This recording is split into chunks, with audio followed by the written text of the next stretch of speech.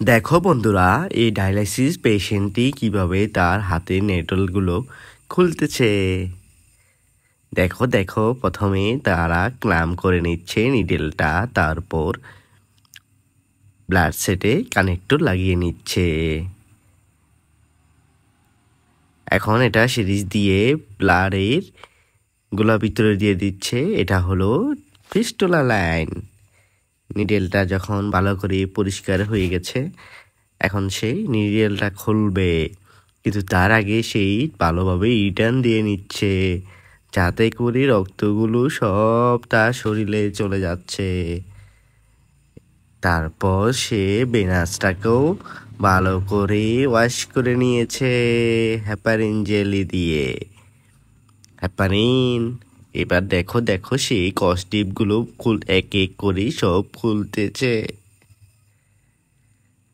খোলার পরে একটা গজ নিয়েছে। দেখো দেখো কিভাবে সেই নিডেলটা খুলে ফেললো, কোনো রক্ত বের করা ছাড়া। আজকাল তো অনেক ডায়ালাইসিস টেকনিশিয়ান রুগীদের অনেক ব্লাড বের করে ফেলে, এতে রুগীরা অনেক মন খারাপ করে। তারা এতে অনেক কষ্ট পায় মনে মনে। এই বলতে বলতে দেখো দেখো 2 নম্বর নিডেলটাও সে খুলে ফেলেছে।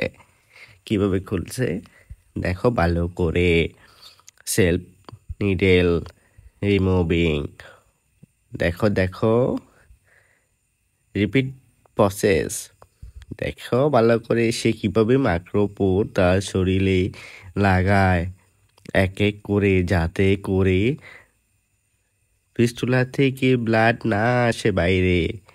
দেখো বন্ধুরা, তোমরাও চাইলে এভাবে করতে পারবো। তবে আমাদের দেশের রুগীরা সহজে এমন প্রসেস